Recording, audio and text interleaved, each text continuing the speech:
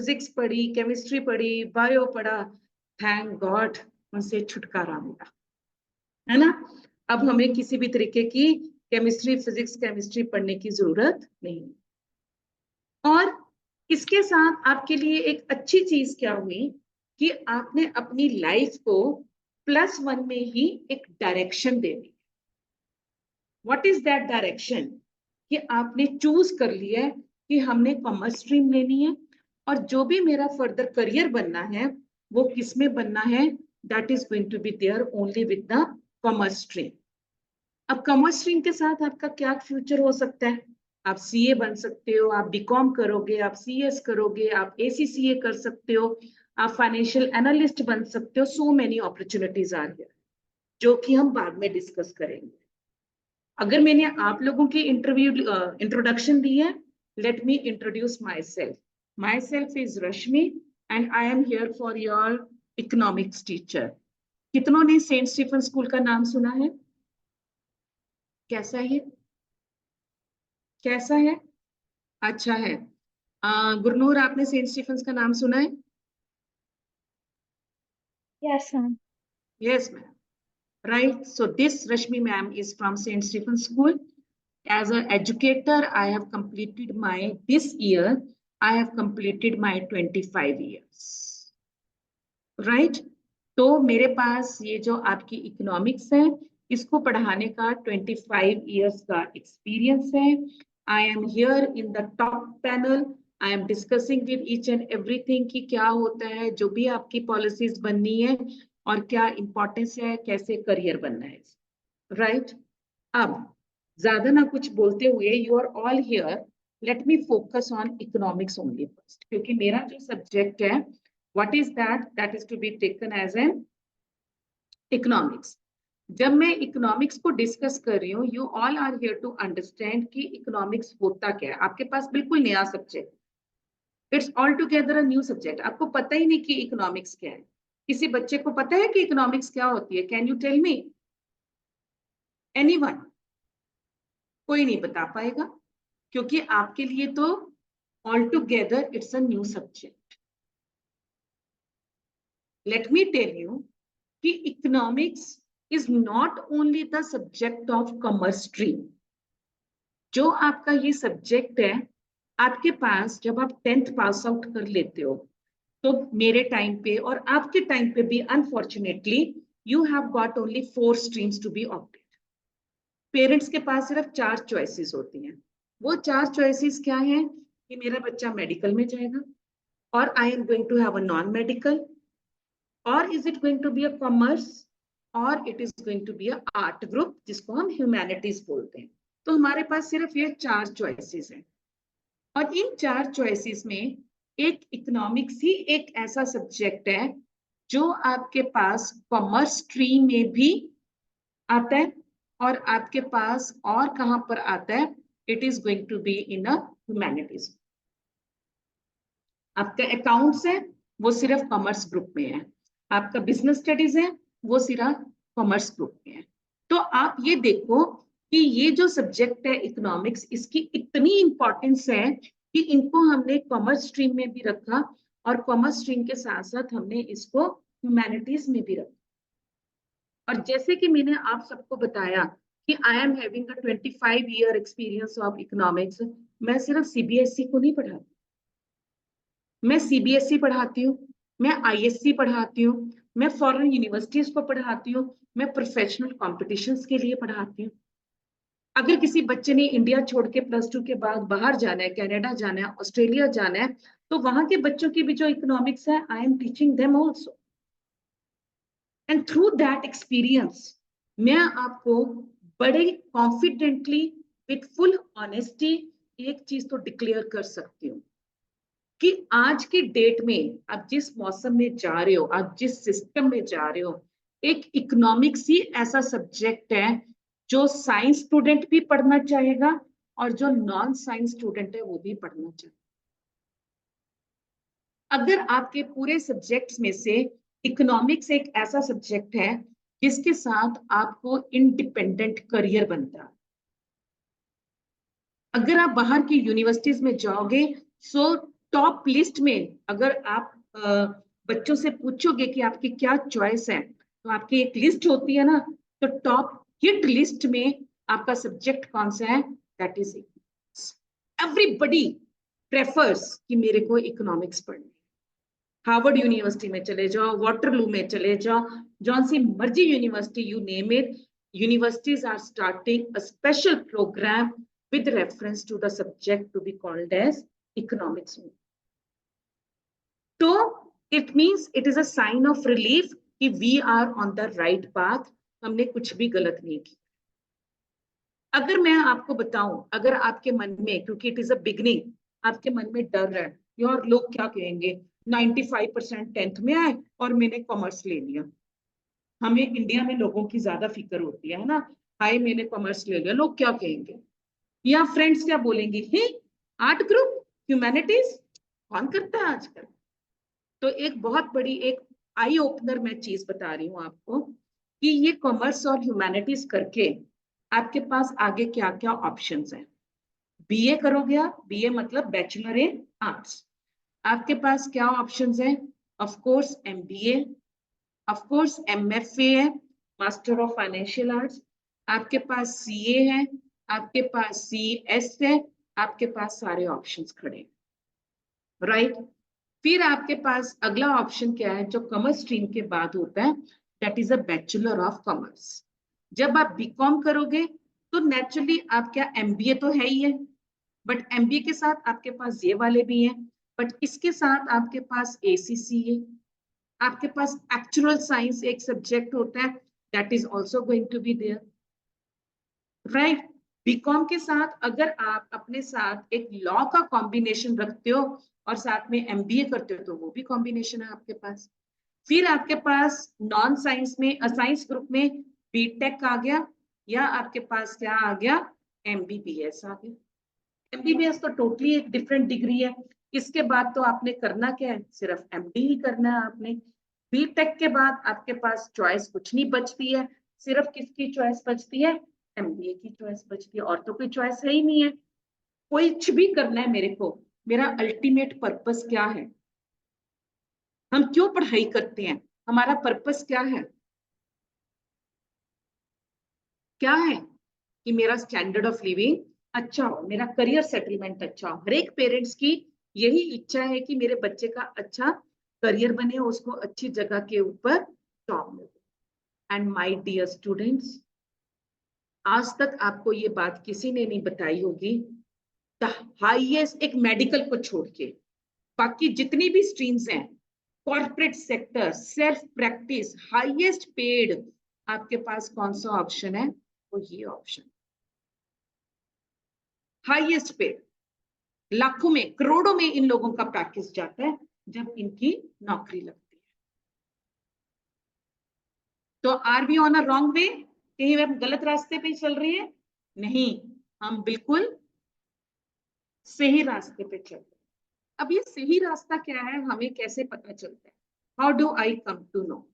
अब यहाँ पे मैंने आपको पढ़ाना है इकोनॉमिक्स। अगर मैं आपको एक चीज दिखाऊं अभी, होल्ड ऑन,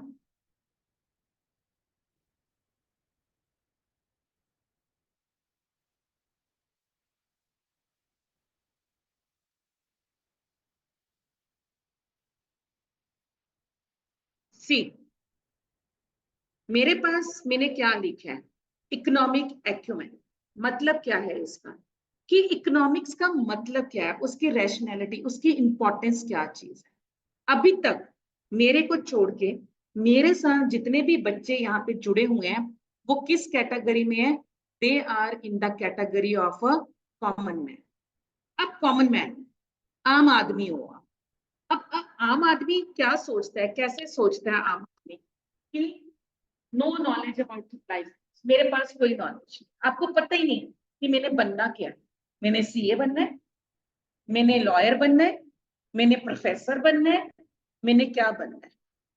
एक कॉमन मैन के पास, अच्छा मेरी फ्रेंड ने मेडिकल लिया है तो मैं भी मेडिकल ले लेती हूँ, ठीक है।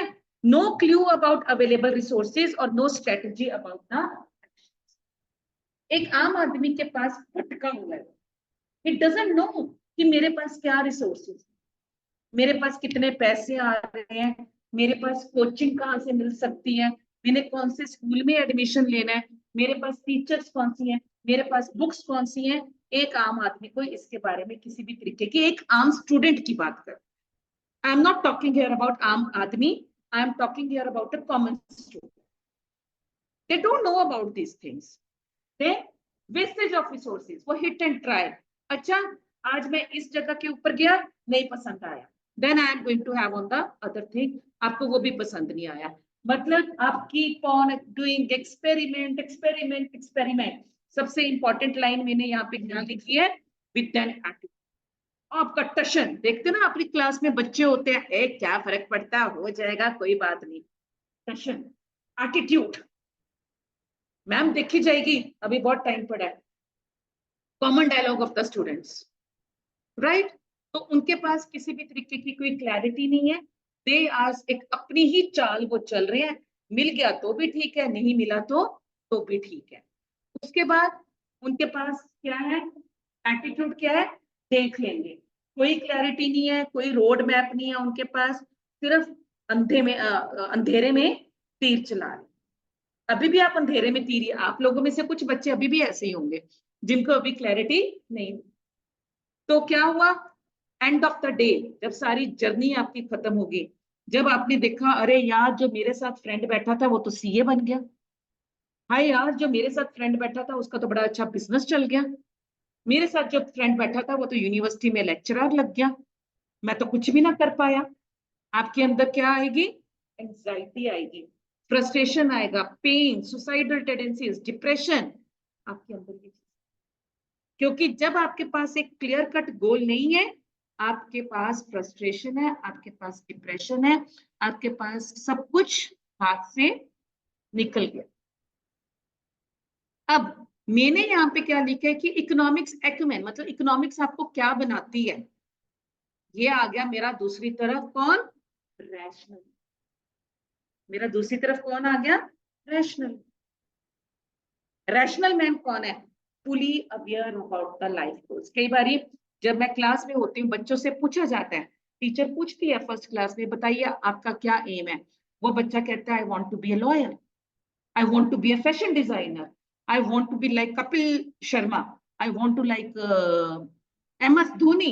मतलब उनके पास क्या है, एक गोल है, एक टारगेट है, एक ऑब्जेक्टिव है कि मेरे को ये ऑब्जेक्टिव, मेरे को ये गोल, मेरे को ये अचीवमेंट करनी ही करनी, वो भटके हुए नहीं, राइट। फिर क्या है, जब मैंने सोचा कि मैंने सीए बनना है, ठीक है, तो मेरे पास क्या है, मेरे पास फुली प्लान्ड स्ट्रेटेजी है।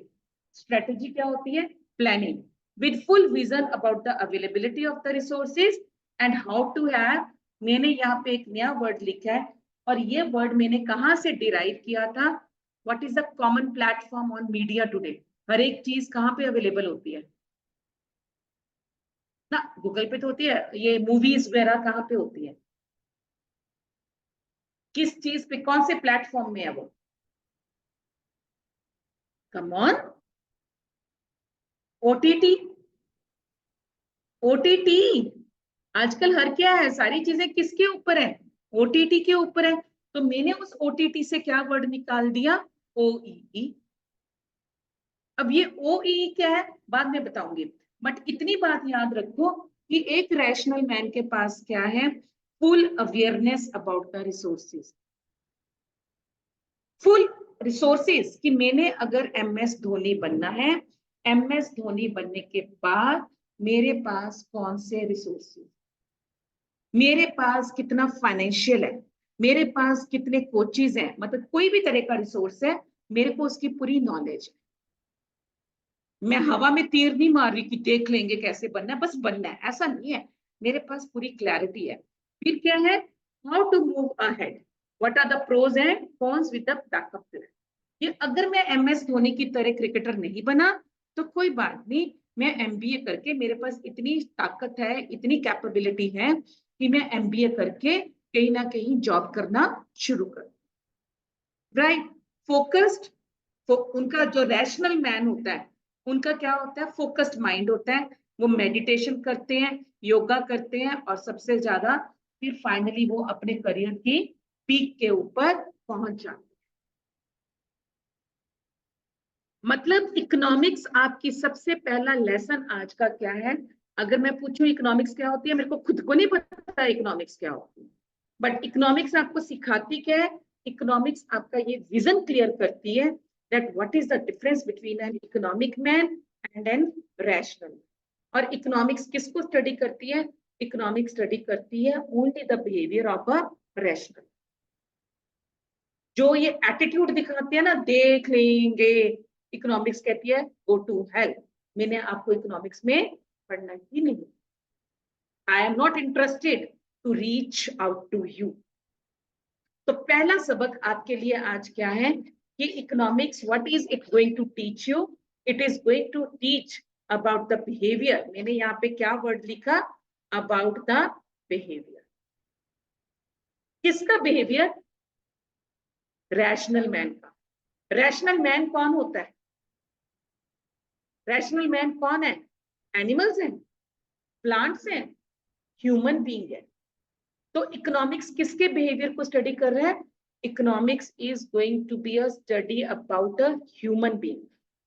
आप लोग 10th तक फिजिक्स पढ़ के आए हो। फिजिक्स में क्या होता है? क्या पढ़ते हो? ओनली न्यूमेरिकल्स, तो इसमें भी है। मोशंस पढ़ते हो, है ना, उसमें आप न्यूटन्स थ्योरी पढ़ते हो, केमिस्ट्री में एक्शन रिएक्शन पढ़ते हो, बायो में प्लांट्स पढ़ते हो, एनिमल्स पढ़ते हो। कहीं पे सोशल बीइंग को पढ़ा गया है? Who is the biggest social creature? सबसे बड़ा सोशल क्रिएचर कौन है? सामाजिक प्राणी सबसे बड़ा कौन है? Human being, right? तो इकोनॉमिक्स क्या स्टडी करती है? इकोनॉमिक्स इसी ह्यूमन बिहेवियर को स्टडी करती है। अभी पूरा बताऊंगी कि +1 के आपके क्या सब्जेक्ट्स हैं, कैसे करना है, पर पहले सब्जेक्ट के बारे में जान। Fall in love with the subject first, ठीक है? तो पहली बात क्या है कि इकोनॉमिक्स किसके बारे में है? Economics is nothing, economics is going to study about the human behaviour. अब इसके बाद मेरे पास क्या है? एक सेकंड स्लाइड है, और सेकंड स्लाइड आप क्या कह रही है? देखो अब इकोनॉमिक्स क्या है, read it out.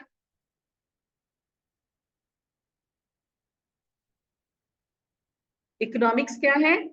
Common sense है, बट एज अ सब्जेक्ट मैंने इसको क्या बना दिया है?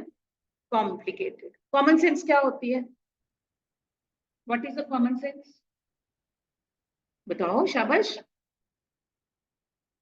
हाँ जी, ऑनलाइन स्टूडेंट्स कोई बताएगा कॉमन सेंस क्या होती है बेटा? एनीवन? जो खुद ब खुद अपने साथ आती है, वो टीच नहीं करनी पड़ती, वो बतानी नहीं पड़ती। जैसे जैसे हम मैच्योर होते हैं, जैसे जैसे हम बड़े होते हैं, हमें अक्ल अपने आप आ जाती है। अब अगर आपका सिर दुख रहा है, आप किसके पास जाओगे? किसके पास जाओगे? डॉक्टर के पास जाओगे। किसने बोला ये? Common sense. आपने हेयर कट करवाना है, किसके पास जाओगे? बार्बर के पास। किसने बताया? कॉमन सेंस है। पूजा करनी है, कहाँ जाओगे? मंदिर। किसने बताया? कॉमन सेंस है। इकोनॉमिक्स पढ़नी है, किसके पास जाओगे? आप जल्दी बताओ, किसके पास जाओगे? रश्मि मैम के पास जाओगे। किसने बताया? Common sense. ठीक है? तो इकोनॉमिक्स क्या है? कॉमन सेंस है, जो अपने आप ऑटोमेटिकली आती रहती है। फिर कहते हैं इसको पढ़ने की क्या जरूरत है? अब देखो, सिंपल सी एक रेसिपी होती है घर में कि राजमा कैसे बनते हैं, चावल कैसे बनते हैं, सिंपल रेसिपी है ना, सबको पता है कैसे बनते हैं। कि मैंने उसको बॉईल करना है, गैस स्टोव जलाना है, उसमें नमक डालना है, उसमें हल्दी डालना है। बट कभी आपने इसकी रेसिपी को किसी शेफ के मुंह से सुना? वो शेफ क्या कहता है? 1 कटोरी राजमा लीजिए, उसको रात को पानी में 2 लीटर पानी में डिप करके रखिए, या 4-5 घंटे के लिए डिप करके रखिए। सुबह उठ के लाइटर से गैस जलाइए, कुकर में चावल डालिए, देन गैस को 1 सीटी आने तक तेज रखें, फिर सिम पे कर दें। बताता है ना शेफ, ऐसे ही बताता है ना। तो उसने क्या किया? एक सिंपल सी रेसिपी को एक कॉम्प्लिकेटेड वे में बता, क्योंकि अगर मैं वो कॉम्प्लिकेशन ना क्रिएट करूं, अगर मैं वो जो डिफिकल्ट पार्ट है वो ना क्रिएट करूं, है नहीं है, क्या कर रही हूँ, क्रिएट कर रही हूँ, तो मेरे पास तो फिर मेरी कीमत ही ना पड़े, फिर तो कोई इकोनॉमिक्स पढ़ेगा ही नहीं, क्योंकि वो तो कहेगा ये तो कॉमन सेंस है, इसको तो पढ़ने की जरूरत ही नहीं है। तो इकोनॉमिक्स पढ़ी जाए, इकोनॉमिक्स को समझा जाए, इकोनॉमिक्स को जाना जाए। हमने उसी चीज को जो एक कॉमन सेंस थी, मैंने उसको क्या कर दिया, उसको कॉम्प्लिकेट कर दिया। कॉम्प्लिकेट मतलब उसको मैंने डिफिकल्ट कर दिया। सबको पता है कि अगर मार्केट में चॉकलेट की प्राइस ज्यादा हो जाएगी तो डिमांड उसकी क्या हो जाएगी। मम्मी ने 50 रुपए दे के भेजे हैं, you have got a 50 bucks with you, and mamma told you go and buy 2 Cadbury chocolates. One chocolate is for 25 rupees, but you have got only 50 bucks with you. What will you do? The prices have risen to 30 rupees. What will you do? Will you be able to buy 2 chocolates? No, you will be able to buy 1 chocolate only. Means your demand will go down. Who told you this thing? Common sense. क्या वहां पे जाके phone करोगे, mummy वो जो 25 रुपए वाली chocolate थी वो 30 रुपए की हो गया, बताओ मैं क्या करूं? नहीं करोगे। गर्लफ्रेंड को फोन करेगा, है ना, गर्लफ्रेंड है, मेरे को पता है। नहीं है, अच्छा चलो नहीं है। It is a common sense. But इतनी छोटी सी बात को मैंने इकोनॉमिक्स में इतना लंबा चौड़ा इसका लेक्चर तैयार कर दिया, भारी भरकम वर्ड्स दे दिए। क्यों? ताकि उसकी वैल्यू पड़े, उस सब्जेक्ट का रिस्पेक्ट हो। तो मैंने इकोनॉमिक्स क्या है, एक कॉमन सेंस है, एक आम आदमी की भाषा में एक कॉमन जो एक्सपेक्ट होता है वही चीज है। बट इन सब एज अ सब्जेक्ट मैंने उसमें क्या कर दिया है, यहाँ पे मैंने लिखा भी हुआ है, अभी बताऊंगी भी, कुछ टी एंड सी लगा दिया, टर्म्स एंड कंडीशंस लगा दिए। और ये टर्म्स एंड कंडीशंस किसके लिए हैं? क्योंकि मैंने अपने सब्जेक्ट को क्या बना दिया है, कॉम्प्लिकेट कर। जब तक चीजें मुश्किल ना हो उनकी वैल्यू नहीं बढ़ती। अब यहाँ पे देखो आगे जाके मैंने क्या लिखा है, analytical depth and resource insight. My dear students, मैंने आपको बोला कि मैं टॉप पैनल तक की बंदी हूँ। What is this top panel? कि जो भी आपकी ये न्यू एजुकेशन पॉलिसी आपको पता है ना बनी हुई है, और वो क्या कहता है, न्यू एजुकेशन पॉलिसी क्या कहता है कि आपको किसी भी चीज के लिए क्या नहीं मारना, रट्टा नहीं मारना। 10th तक भी आपके टीचर्स ने आपको बताया होगा, बट +1 में तो पहले दिन से ये चीज पल्ले बांध दो। न्यू एजुकेशन पॉलिसी आप सबको पता है, वो आपको क्या सिखाती है कि मैंने हर एक चीज को क्या करना है, एनालाइज करना है, एनालिटिकल अप्रोच करनी है मेरे को उसकी। I am not going to मारो रट्टा, रट्टा नहीं मारना, मेरे को रट्टू तोता नहीं बनाना, आपको क्रैमिंग नहीं करनी है।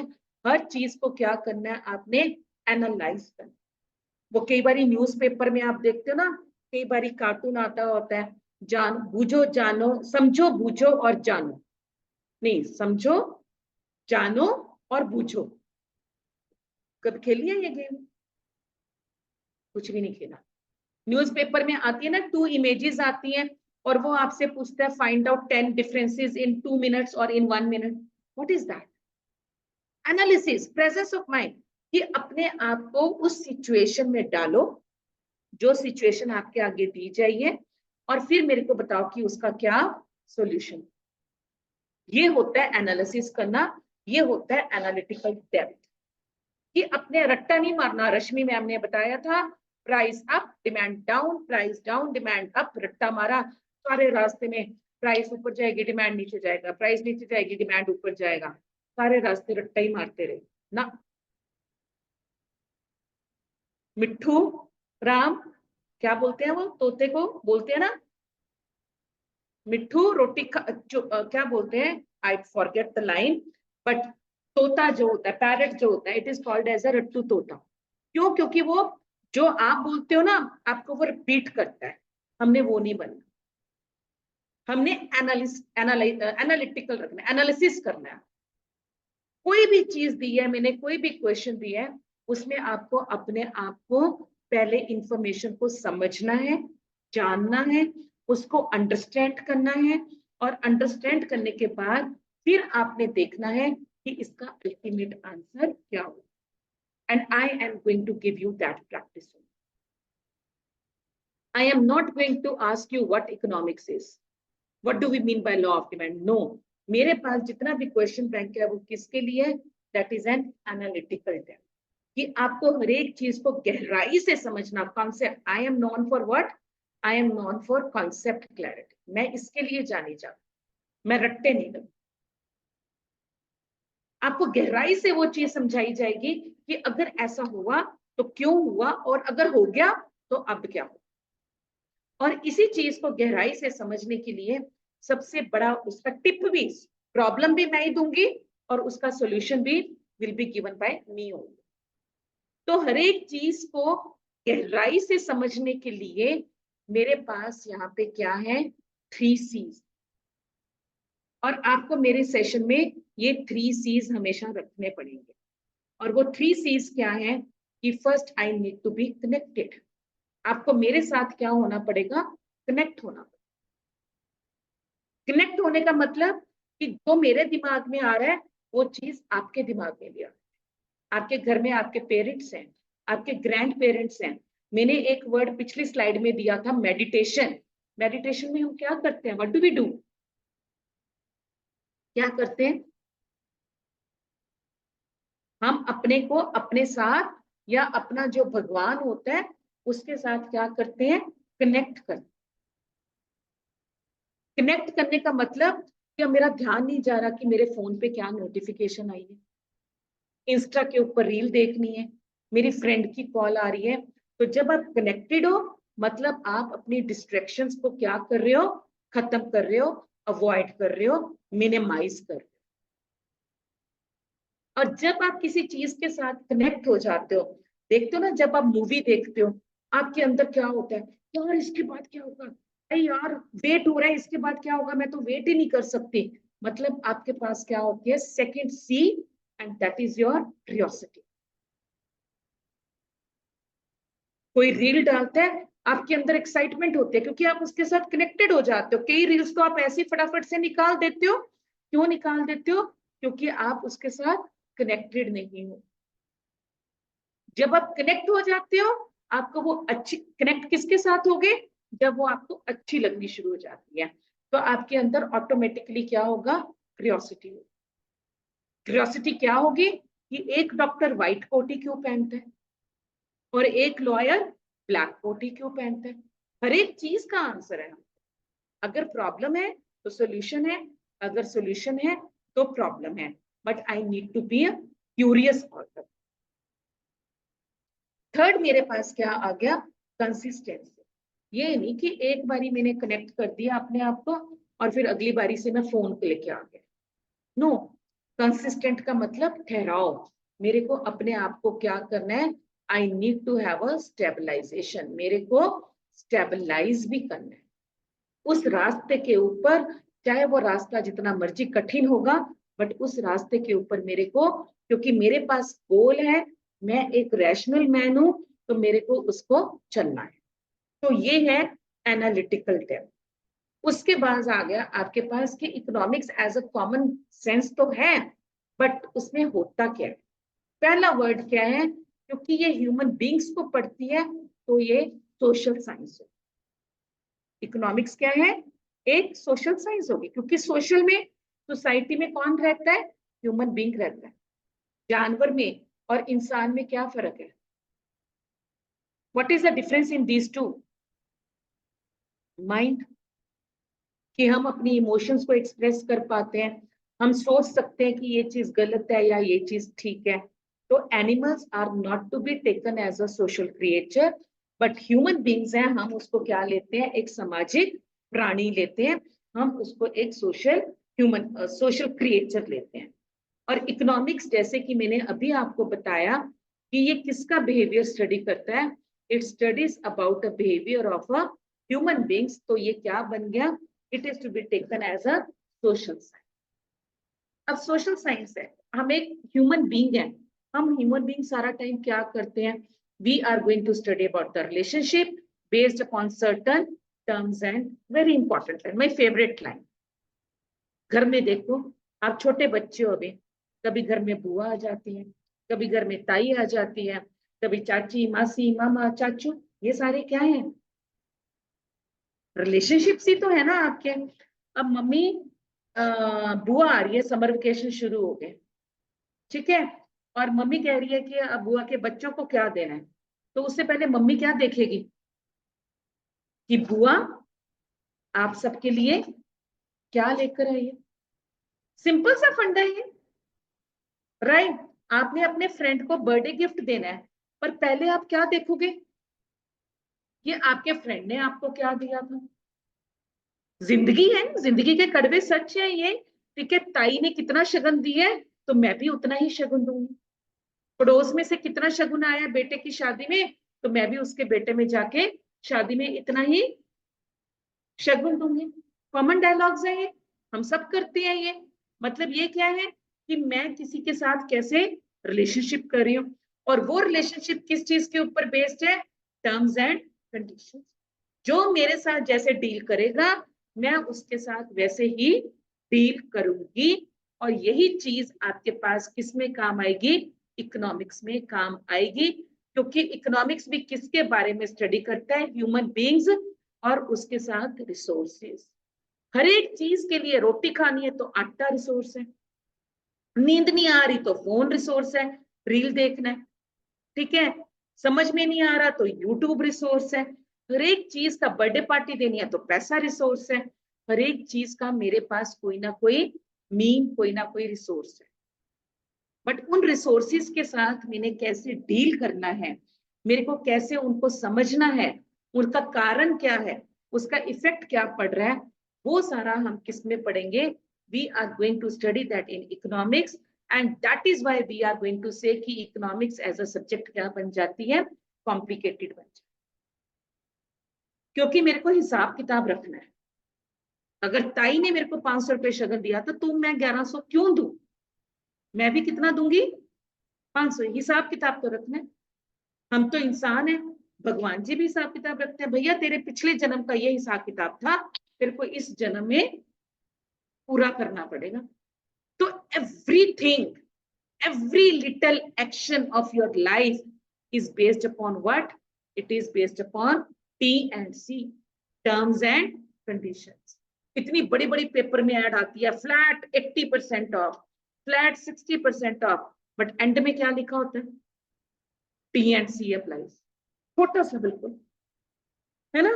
मतलब हर एक डील में मेरे पास ये कंडीशन चलेगी कि मेरे पास कुछ T and C apply, right. फिर इकोनॉमिक्स की फेवरेट डायलॉग आपके पास क्या है? इकोनोमाइजिंग। अगर आज इकोनॉमिक्स की क्लास ना होती तो आप क्या कर रहे होते? बी ऑनेस्ट विद योर से, क्या कर रहे होते? पढ़ रहे होते घर पे? बैठे ना होते, कुछ तो कर रहे होते। क्या कर रहे होते? फोन चला रहे होते, इंस्टा के ऊपर रील देख रहे होते, सो रहे होते, फ्रेंड्स के साथ घूमने जा रहे होते, बट कतई इकोनॉमिक्स नहीं कर रहे होते। बट जब आपको अब इकोनॉमिक्स करनी है तो आपको क्या करना पड़ा? क्या करना पड़ा? उन चीजों को छोड़ के आना पड़ा, अपनी नींद को खत्म करके आना पड़ा, फ्रेंड्स को छोड़ के आना पड़ा, फोन को छोड़ के आना पड़ा। क्या आपके लिए ये चीज पॉसिबल थी कि हम इकोनॉमिक्स की क्लास में भी आ जाएं और इकोनॉमिक्स की क्लास के साथ साथ हम क्या करें? हम फोन भी चला लें, हम सो भी जाएं, हम फ्रेंड्स के साथ घूम भी आए। Is it possible? नहीं पॉसिबल। कल इकोनॉमिक्स का पेपर है और इकोनॉमिक अकाउंट्स की टीचर ने बोला कि अकाउंट्स का काम भी करके आना है। आप दोनों में किसको इंपॉर्टेंस दोगे? इकोनॉमिक्स को। क्यों? क्योंकि इकोनॉमिक्स का पेपर है। आप दोनों काम एक साथ क्यों नहीं कर सकते? क्यों नहीं कर सकते कि मैं इकोनॉमिक्स को भी पूरा कर दूं और मैं अकाउंट्स को भी पूरा कर दूं? Online students give me an answer, ये दोनों काम आप क्यों नहीं कर सकते? Vaini Agnihotri, you give me an answer.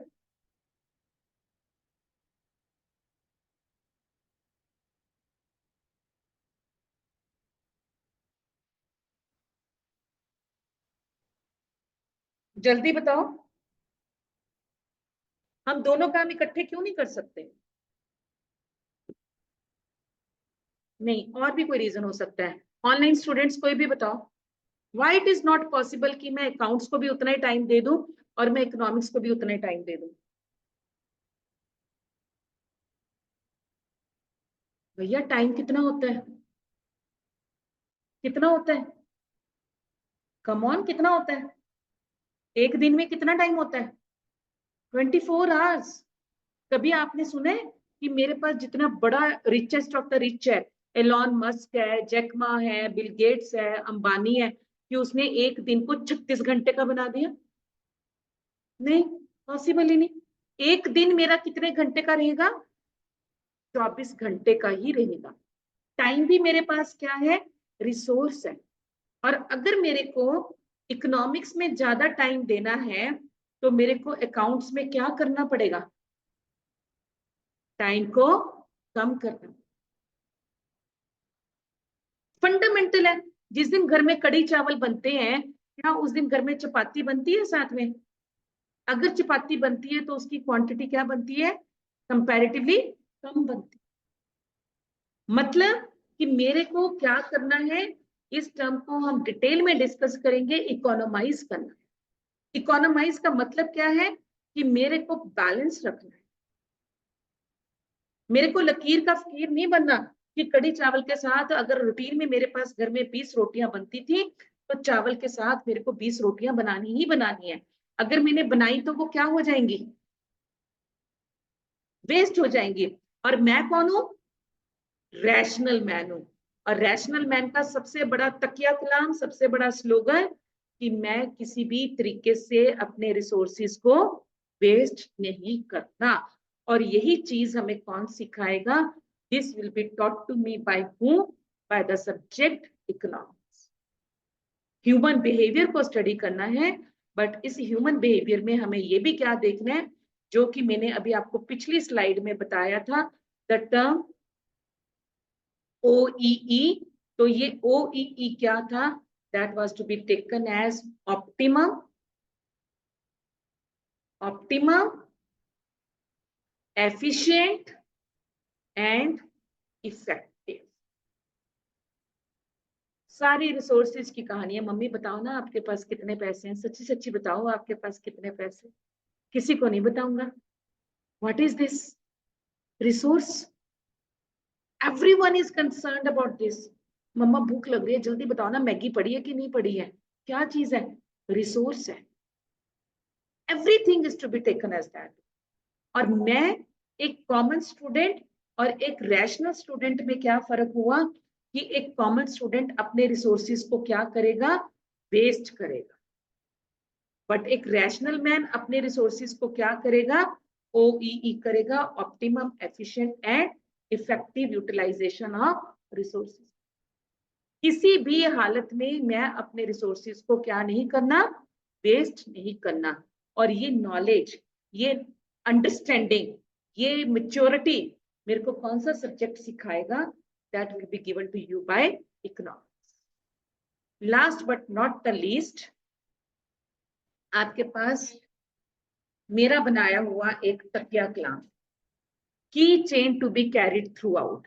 पूरी इकोनॉमिक्स क्लास में आपको ये चीज लेके चलनी। आपको पता है ना, आपका सिलेबस अभी मैं आपके साथ शेयर करूंगी। आपके पास MCQs भी आते हैं, आपके पास सब्जेक्टिव क्वेश्चन भी हैं, आपके पास एनालिटिकल क्वेश्चंस भी हैं, आपके पास एप्लीकेशन बेस्ड क्वेश्चंस भी हैं। तो उसके लिए मैंने पहले स्लाइड में लिखा था ना, एनालिटिकल डेप्थ, कि उस चीज को गहराई से समझना है। तो उस गहराई से समझने के लिए ये वर्ड OEE वर्ड भी मैंने ही बनाया हुआ है, और ये वाला वर्ड भी मैंने ही बनाया। और ये वर्ड क्या है? कि जब भी आपके पास क्वेश्चन आएगा, फर्स्ट P, पहला P किसके लिए? दैट इज पिकअप, आपको उठाना है। सेकंड P क्या उठाना है? प्रेफरेंस उठानी है, अपनी चॉइस उठानी है कि मैंने इसका आंसर क्या लिखना है। किसके साथ? With full presence of mind के साथ। मेरा फेवरेट डायलॉग है, ट्रकों के पीछे क्या लिखा होता है? नजर हटी, दुर्घटना घटी। मैं तो बड़ी रियलिस्टिक एग्जांपल्स दे दे के आपको इकोनॉमिक्स समझाती हूँ। I am not going to मारो रट्टा एनीथिंग, ना मैंने कभी बुक खोलनी है आपके आगे, बट आपका कॉन्सेप्ट इतना स्ट्रांग बन जाना है कि आपसे कोई भी चीज पूछी जाएगी, you would be able to answer that. मतलब कि आपको अपनी चॉइस, जो भी क्वेश्चन है उसमें ऐसी बनानी है कि आपको preference, presence of mind, presence of mind क्या है कि आपको उसके साथ क्या रखना है, पूरा कनेक्शन रखना। रिमेंबर, मैंने 3 C's में फर्स्ट सी क्या दिया था, कनेक्शन। अपने आप को उसके साथ जोड़ना है कि मेरे से एग्जामिनर अल्टीमेटली पूछना क्या चाहता है। अगर आप क्वेश्चन के साथ जुड़ोगे नहीं तो क्या हो जाएगा, दुर्घटना घट जाएगी, मतलब you will lose your marks. तो हमने अपनी प्रेजेंस ऑफ माइंड को अपने साथ रखना है, जोश भी मेंटेन रखना है, होश भी मेंटेन करना है, और जोश और होश के साथ हमने अपना आंसर फ्रेम करना है कि इसका आंसर क्या हो। और यहाँ पे आपको एक मजे की बात बताऊं, last time when I attended the meeting, मैंने आपको बोला कि I am at the top panel. Council आपको क्या कहती है, बोर्ड, सीबीएसई बोर्ड आपको क्या कहता है, कोई भी बोर्ड है, चाहे सीबीएसई है, चाहे ओपन बोर्ड है, चाहे पंजाब बोर्ड है, चाहे आईसीएसई है, कोई भी आपको क्या कहता है with reference to this new education policy, कि बच्चा अपनी लैंग्वेज में आंसर फ्रेम करे, चाहे वो आंसर अपनी एग्जाम्पल में दे रहा है, जैसे मर्जी कर रहा है, बट अगर आपको ये चीज लग रही है कि वो answer with reference to question है, ठीक है, कि वो क्वेश्चन को जस्टिफाई कर रहा है, तो हम आपका नंबर नहीं काट सकते। तो आपके पास अब ये एक लिबर्टी है कि आप अपने आंसर को एग्जाम्पल के साथ समझाइए, आप अपने क्वेश्चन आंसर को किसी भी तरीके से हमें समझाइए, बट वो किसके साथ होना चाहिए, कनेक्ट क्वेश्चन के साथ। तो मतलब फिर से हमें बोर्ड ने परमिशन दे दी है कि आपको रट्टा नहीं मारना। फिर कि फंडामेंटल्स ऑफ इकोनॉमिक्स थिंकिंग, इस बैकग्राउंड के साथ कि हमें इकोनॉमिक्स में क्या क्या सोचना पड़ेगा। पहला वर्ड जिसको मैं अभी आज ही एक्सप्लेन करूंगी, what is that, household management. Today I will pick up this word, सिर्फ ये यही वर्ड आएगा। फिर allocation, market, financial literacy and analysing. आप इकोनॉमिक्स को करके ये सारा कुछ जान पाओगे, ये सारा कुछ समझ पाओगे। तो ये छोटी सी मेरी एक कोशिश थी ये समझाने के लिए आपको कि इकोनॉमिक्स एग्जैक्टली होती क्या है, इसकी इंपॉर्टेंस क्या है, और हमने कैसे तैयारी करनी है, और क्या क्या चीजें हमने अपने दिमाग में रखनी है। ऑनलाइन स्टूडेंट्स, यहां तक किसी को भी कोई doubt, any doubt?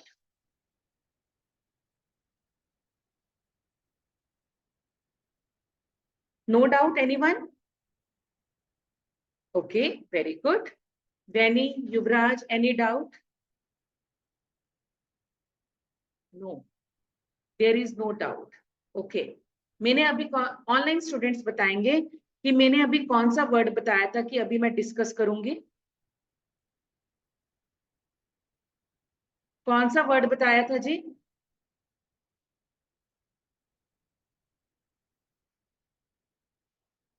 Online students please tell me. Household management, very good. Today I am going to cover up this option only. Write down first thing for economics. पहले आपको क्या बताया जाएगा कि ये इकोनॉमिक्स वर्ड निकला कहां से।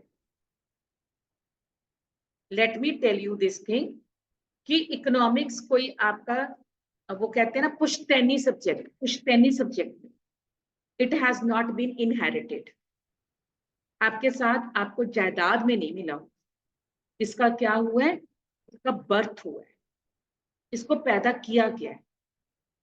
इसको पैदा क्यों किया गया, क्योंकि ओरिजिनली स्पीकिंग मेरे पास क्या वर्ड होता था, I was having a word to be called as political economy.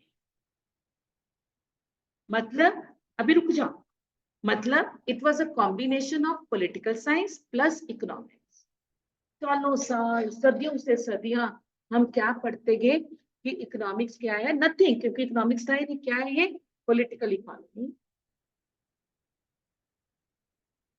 अब चलते गए चलते गए चलते गए, बट फिर मेरे पास एक बहुत ही इंटेलिजेंट बंदा आया और वो क्या कहता कि यार तुम क्या कर रहे हो?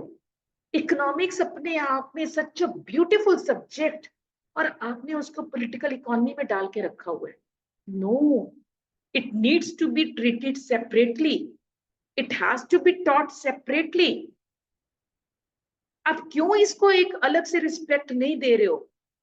और वो एक बंदा, इंटेलिजेंट आदमी कौन था? That was Chanakya. The credit goes to Chanakya, जिसने इस सब्जेक्ट को इंट्रोड्यूस किया कि मेरे पास इकोनॉमिक्स और पॉलिटिकल साइंस दोनों अलग अलग सब्जेक्ट होने चाहिए। तो चाणक्य के बाद मेरे पास पॉलिटिकल इकोनॉमी के दो सब्जेक्ट्स बन गए। One is to be taken as a political economy and the second one is to be taken as an economics. अब इकोनॉमिक्स का बर्थ हो गया, पैदा हो गया। अब जब इकोनॉमिक्स पैदा हुआ तो मैंने तो आपको बोला है कि हम तो रिश्तेदारियों की बात करते हैं, तो रिश्तेदारियों में हलचल मचनी शुरू होगी, स्पेशली चाची, बुआ, मासी, मामा, कि इस नए बच्चे का नाम क्या रखें। आप देखते हो ना, जब घर में कोई न्यूली बॉर्न बेबी होता है तो सबसे ज्यादा कि इसका क्या नाम रखेंगे। दादी कहती है मेरे पसंद का होना चाहिए, ताया जी कहते हैं मेरी पसंद का होना चाहिए, मामा जी कहते हैं मेरी पसंद का होना चाहिए। तो वहां पे एक रेस लगनी शुरू हो जाती है कि मासी को खुश नहीं किया तो मासी गुस्से हो जाएगी, चाचा के खुश नहीं किया तो चाची गुस्से में हो जाएगी। तो मेरी ड्यूटी क्या है कि मैंने सारी रिश्तेदारियों को खुश रखना है। तो जैसे जैसे टाइम आता गया, जिस जिस रिश्तेदार ने मेरे को जो जो डेफिनेशन दी, उसको हम वन बाय वन पढ़ेंगे। पर सबसे पहले बच्चे के ऊपर किसका अधिकार होता है? किसका अधिकार होता है? पेरेंट्स का। तो पेरेंट्स ने इस इकोनॉमिक्स को क्या नाम दिया कि ये सब्जेक्ट इकोनॉमिक्स बोल दिया गया, ये नाम दे दिया गया। और उन्होंने क्या बोला कि ये लोगों को समझ में नहीं आया कि ये कौन सा सब, हमें तो समझ ही नहीं आ रहा। तो पेरेंट्स ने बोला कि this subject is a combination of two words, that is oikos plus nemein. अभी कुछ नहीं लिखना, अभी सिर्फ समझना आ जाए ये कौन से दो वर्ड्स का कॉम्बिनेशन है। ये ओक्योज है और नेमिन। जैसे आप अपना नाम देखो, हिंदी में करते आ रहे थे ना, प्राय संधि विच्छेद, ठीक, कौन कौन से वर्ड्स का ये कॉम्बिनेशन है। तो यहाँ पे ये इकोनॉमिक्स क्या है? It is a combination of oikos plus nemein. बेचारे दादू दादी नानू नानी फिर परेशान, ये कौन सी भाषा है, हमें तो समझ ही नहीं आ रहा। ओक्यो क्या होता है भाई? ओक्यो ओए ओए हो गया ये तो। ये ओए ओए क्या होता है? पंजाबी तो ओए ओए कहते रहते हैं आप, भैया हमें समझाओ। तो पेरेंट्स ने बताया कि इस ओक्योस का मतलब क्या होता है। एक ओक्यो का मतलब हाउस होल्ड, और नेमिंग का मतलब क्या होता है? मैनेजमेंट।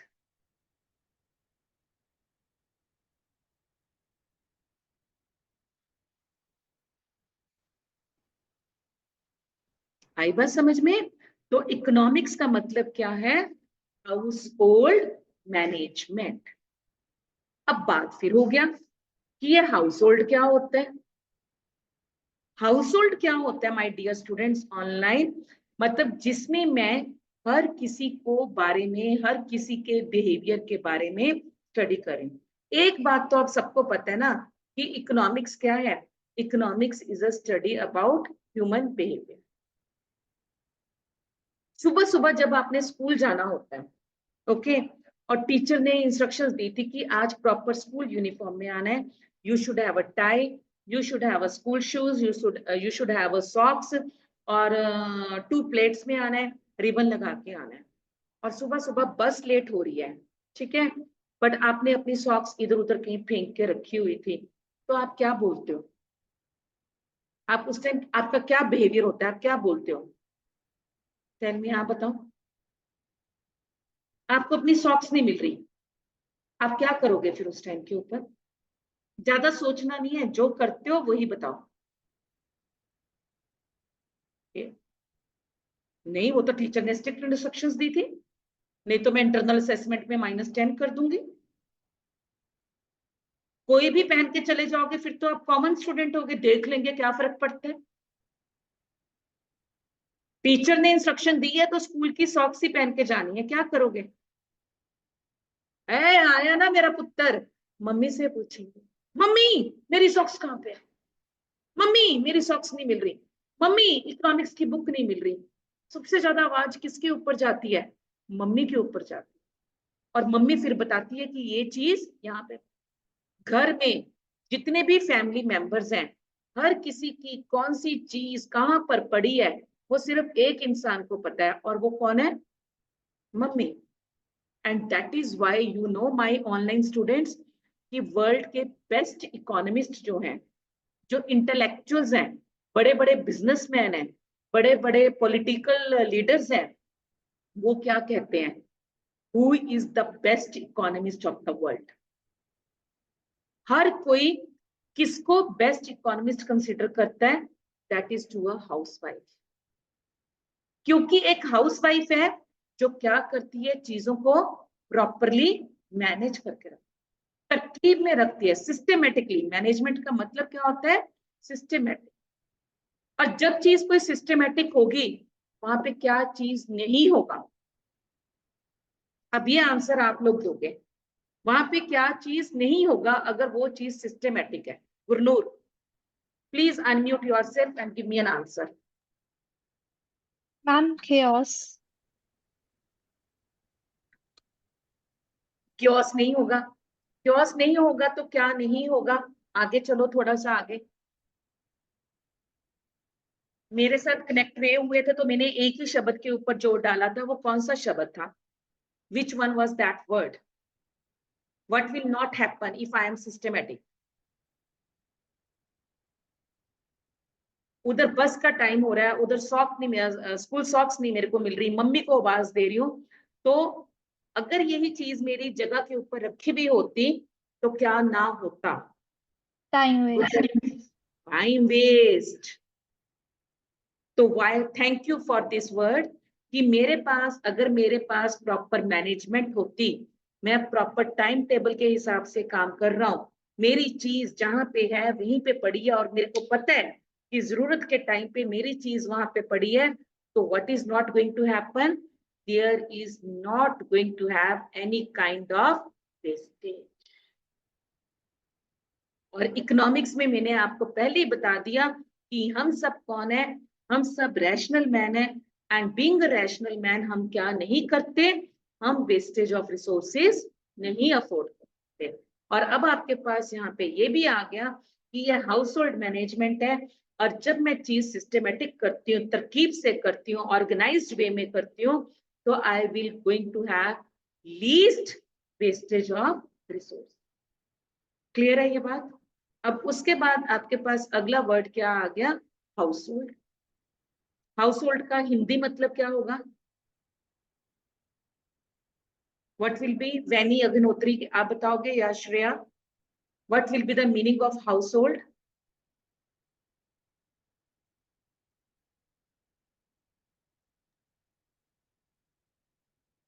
अरे हिंदी में बताइए क्या मतलब होगा इसका? मैम घरेलू काम। घरेलू काम, बिल्कुल ठीक बोला, घरेलू। अब बात क्या आती है, ये घरेलू कहाँ तक होता है? किस किस को मैं अपने घर में कंसिडर करूं? अभी recently my all time favourite legend Manoj Kumar की डेथ हुई। आपको पता भी नहीं कि मनोज कुमार कौन है। मेरे टाइम पे भी Manoj Kumar was not a hit hero, but why he was known? क्योंकि उसने पूरे भारत को अपना घर बना के रखा। अब घर भी क्या, घर में सिर्फ मम्मी पापा हैं? जो सोशल वर्कर्स हैं उनके लिए देखो, जब याद करो जब पॉलिटिशियंस वोट लेने आते हैं, वो क्या कहते हैं? जी हम तो आपके सेवक हैं, पूरा समाज मेरा घर है, हम तो देश की उन्नति के लिए काम कर रहे हैं। मतलब ये देश, ये घर छोटे से छोटा भी हो सकता है और बड़े से बड़ा भी हो सकता है। मतलब मैं यहाँ पे एक इंडिविजुअल भी एक हाउस होल्ड है, घर है, अपनी जरूरतों के लिए मैं काम कर रही हूँ। आपकी फैमिली भी एक हाउस होल्ड है, आपकी सोसाइटी भी एक हाउस होल्ड है, आपका चंडीगढ़ भी एक हाउस होल्ड है, आपका इंडिया भी एक हाउस होल्ड है, आपका वर्ल्ड भी एक हाउस होल्ड है, आपका ग्लोब यूनिवर्स भी क्या है, एक हाउस होल्ड है। मतलब इस हाउस होल्ड में I am going to deal छोटी से छोटी चीज से लेके चींटी से लेके मैं किसके बारे में स्टडी कर रही हूँ, I am going to study about the behaviour of an elephant. Group छोटे से छोटा, बड़े से बड़ा ग्रुप, तो वो हाउस होल्ड है। चाहे मैं किसी भी लेवल के ऊपर हाउस होल्ड की बात कर रही हूँ, बट हर हाउस होल्ड में मेरा मोटिव एक ही है, that I need to have a proper management of the resources. और मेरे को किसी भी हालात में क्या नहीं करना, मैंने अपने रिसोर्सेज को वेस्ट नहीं करना। आई होप यहां तक पता चला कि इकोनॉमिक्स क्या है। इकोनॉमिक्स कुछ नहीं है, आपका बिहेवियर की स्टडी है, आप क्या करते हो वही। कोई एक्शंस नहीं पढ़ने, कोई रिएक्शंस नहीं पढ़ने, कोई बिग बैंग थ्योरी नहीं पढ़नी है। सिर्फ जो जो आपकी प्रैक्टिकल चीजें हैं, जो आप अपनी रोज लाइफ में करते हो, सारी एग्जांपल्स मैंने अभी तक आपको वही दी हैं, बस उन्हीं एग्जांपल्स को ले लेके मैंने आपको इकोनॉमिक्स समझा दिया। Clear? Last thing for today कि आपके पास +1 में क्या चीज है। टॉपिक वाइज हम अगली क्लास में शुरू करेंगे। इकोनॉमिक्स की आपके पास 2 सब ब्रांचेस हैं या 2 इस टाइम बुक्स हैं। पहली बुक आपके पास क्या है, it is of micro economics. दूसरा आपके पास क्या है, it is to be taken as a statistics. पूरा पेपर कितने मार्क्स का होता है, 80 मार्क्स का होता है। टाइम कितना होता है, 3 आवर्स होते हैं। 40 मार्क्स की माइक्रो इकोनॉमिक्स है, 40 मार्क्स की आपके पास स्टैटिस्टिक्स। माइक्रो इकोनॉमिक्स क्या होती है, मैक्रो इकोनॉमिक्स क्या होती है, ये अभी आपको नहीं पता, ये मैं आगे जाके बताऊंगी। ठीक है, बट इसके अलग अलग से चैप्टर्स है मेरे पास। +1 में थोड़ी सी मेरे पास यहाँ पे क्या लिबर्टी होती है, थोड़ा सा। +2 में तो आपसे ये क्वेश्चन पूछा भी नहीं जाएगा, क्योंकि +1 है स्कूल की अपना एग्जाम। ठीक है, और इकोनॉमिक्स से रिलेटेड क्या चीज है कि जो आप +1 में पढ़ रहे हो ना, वो आपकी +2 में नहीं है। +2 का टोटली सिलेबस अलग है। तो कई बार जो स्कूल की टीचर्स होती है ना, वो अपना थोड़ा इजी करने के लिए कोई टॉपिक कटवा देती हैं, या कह देती है कि अच्छा इस चैप्टर में से सिर्फ ये चीजें करनी है, बाकी नहीं। तो that you have to tell. ठीक है, कि मेरी टीचर ने बोला this has not to be done, so this will not. Okay, तो आपके पास माइक्रो इकोनॉमिक्स है 40 मार्क्स की, स्टैटिस्टिक्स है 40 मार्क्स की, और मैंने आपको लाइव टीचिंग करनी है। मैं कोई यहाँ पे आपको बनी बनाई बुक नहीं दूंगी, कुछ नहीं दूंगी। आपके पास जो बुक आपका स्कूल लगवाएगा, आपने सिर्फ वही बुक खरीदनी है स्कूल के लिए। TR जैन लगवाता है, TR जैन लेके। संदीप गर्ग लगाते हैं, संदीप गर्ग खरीदिए। राधा बहुगुणा लगाते हैं तो राधा बहुगुणा, जो भी आपका स्कूल आपको बोल रहा है ना, just go for that book. मैंने आपको कैसे पढ़ाना है, मेरी क्लास में you are going to bring 1 register daily.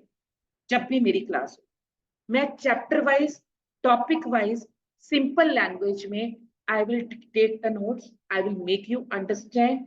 आपके पास वो नोट्स होंगे विद एग्जांपल्स, विद क्वेश्चन, सारा कुछ है। तो लाइव टीचिंग चलेगी। ठीक है, इससे क्या फायदा होता है, अगर मैं आपको अपने, और बाद में आपको समरी नोट्स भी मिलेंगे, प्रिंटेड समरी नोट्स। ठीक है, बट अगर आप खुद अपने हाथ से लिख रहे हो, उसका फायदा क्या होगा। अगर मैं आपको पकी पकाई रोटी दे दूं, उसका ज्यादा मजा है कि जब रोटी आप खुद बना के खाते हो, उसका ज्यादा मजा आएगा खुद बना के जब खाते हैं। तो जब आपको अपने हैंड से अपने नोट्स को लिखोगे आपको, तो आपको पता होगा कि मैम ने ये चीज इस पेज के ऊपर करवाई है, और ये चीज यहाँ पे ऐसे लिखी हुई है। डेट वाइज, लेक्चर वाइज आपके पास नोट्स आएंगे, राइट। और हर एक चैप्टर को कितने लेक्चर्स देने हैं, हर एक, मतलब मान लो फर्स्ट चैप्टर है, अगर मैंने आपको बोला कि वो 4 लेक्चर्स हैं, तो काउंटेड आपके पास उसके 4 लेक्चर्स ही आएंगे। और हर लेक्चर के बाद आपके पास समरी नोट्स आएंगे प्रिंटेड बाय मी ओनली, चाहे क्वेश्चन बैंक की फॉर्म में आए चाहे जिस मर्जी फॉर्म में आए, मतलब वो मैं दूंगी। और फिर हर चैप्टर के बाद आपके पास टेस्ट हो, राइट। ऑन रेगुलर बेसिस आपको मेरे से क्या लेने हैं, डाउट्स लेने हैं। मेरी सिर्फ, क्योंकि आपको पता है ना कि इकोनॉमिक्स ने क्या बोला है, टर्म्स एंड कंडीशंस, तो मेरी टर्म एंड कंडीशन सिर्फ एक है, मैं आपके लिए 24/7 खड़ी हूं, बट मेरी टर्म एंड कंडीशन क्या है, that you need to be regular in. क्योंकि एक दिन का भी लेक्चर आप मिस करोगे ना, आपको अगले 2 लेक्चर्स समझ में नहीं आएंगे। नहीं आ पाए हो तो क्लास में आने से पहले कम से कम रिकॉर्डिंग जरूर सुन के आए, ठीक है बच्चे। That's it for my side today. यहां तक किसी को कोई डाउट है सो प्लीज डू आस्क, कोई क्वेरी है आपके लिए, कोई डाउट है, do ask me. Online students, Negha, Shreya, Vaini, Angel, Gurnoor, any doubt बेटा? I hope you all are clear what economics is all about. Simple सी एक लाइन याद रखना, इकोनॉमिक्स कुछ नहीं है, जो मैं कर रहा हूँ, जो मैं एक्शंस कर रहा हूँ, जो मैं बिहेवियर है मेरा, सिर्फ इकोनॉमिक्स को मैंने उसमें लॉज की फॉर्म में पढ़ लेना है, एक रूल बना देना है उसका, और वही रूल इकोनॉमिक्स बन जाएगा based upon terms and conditions. With this, my best wishes to all, and I hope you will enjoy this subject and you will be able to score well. I will continue in the next session. आज मैंने 15 minute जल्दी छोड़ दिया है क्योंकि first session था, अभी आदत नहीं बैठने की, अगली क्लास पे ऐसा नहीं, जो टाइम अलॉटेड है your class will remain up to that only. और हर क्लास के बाद आपको एक क्वेश्चन पूछा जाएगा, ये देखने के लिए कि आपको कितना समझ में, अंडरस्टूड, राइट? थैंक यू जी, all the best, take care.